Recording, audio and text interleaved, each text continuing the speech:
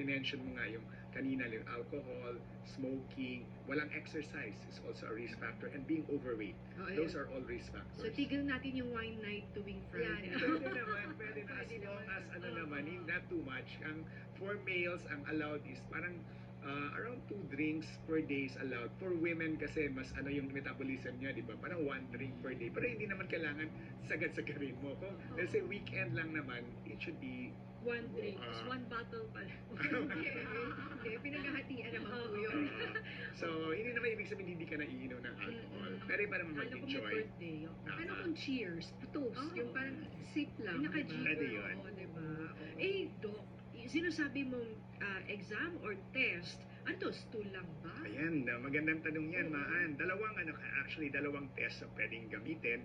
Yung una, yung simple lang, yung stool test. So, ang stool test, magano ka ng dumi, ang